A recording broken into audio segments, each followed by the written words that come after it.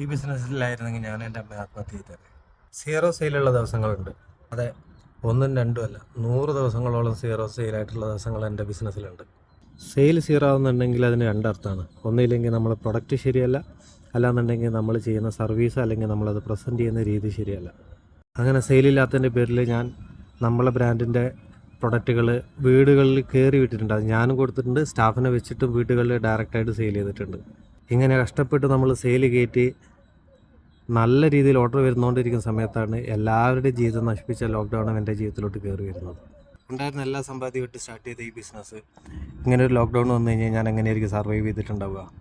അത് സ്വന്തമായിട്ട് വീട് പോലും ഇല്ലാതെ വാടകയ്ക്ക് താമസിക്കുന്ന ഞാൻ ലോക്ക്ഡൗണിനകത്ത് എങ്ങനെ സർവൈവ് ചെയ്തതെന്ന് നിങ്ങൾക്കറിയാം. അതിനാണ് പറയുക, ദൈവത്തിൻ്റെ കയ്യിരുന്ന്.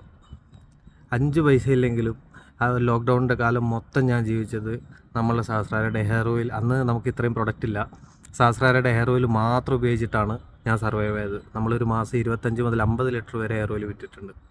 ആ പൈസ കൊണ്ട് തന്നെയാണ് നമ്മൾ ലോക്ക്ഡൗണിന് വാടക കൊടുത്തതും കൃത്യമായിട്ട് നല്ല രീതിയിൽ പട്ടിണി എടുക്കാതെ ജീവിക്കുക. ഈ ബിസിനസ് ഉണ്ടായിരുന്നില്ലെങ്കിൽ ഒരു പക്ഷേ ഞാൻ എൻ്റെ അമ്മയെ ആത്മഹത്യ ചെയ്യേണ്ടിയിരുന്നേനെ. ആ സമയത്ത് ബിസിനസ് തുടങ്ങാൻ ആരെയും കാത്തിരിക്കരുത്. നിങ്ങളുടെ കയ്യിലൊരു പ്രൊഡക്റ്റോ ഒരു സർവീസോ ഉണ്ടോ, അത് ചെയ്യണം എന്നുണ്ടെങ്കിൽ നിങ്ങളത് ആരെയും കാത്തിരിക്കരുത്. ഓരോ ദിവസം വൈകും തോറും വേറെ ആൾക്കാർ ആ ഐഡിയ അല്ലെങ്കിൽ അതുപോലത്തെ വേറെ എന്തെങ്കിലും കാര്യങ്ങൾ കൊണ്ട് വന്നിരിക്കുക, അവരത് ചെയ്തിരിക്കും. അതുകൊണ്ട് എനിക്ക് പറയാനുള്ളത്, ഓരോ ദിവസവും നമുക്ക് ഇമ്പോർട്ടൻ്റ് ആണ്. എല്ലാ ദിവസവും ഇന്നെൻ്റെ ദിവസമാണെന്നുള്ള വിശ്വാസത്തോടെ നമ്മൾ ബിസിനസ്സിൽ ഇറങ്ങിയിരിക്കണം, നമ്മൾ ചെയ്തിരിക്കണം.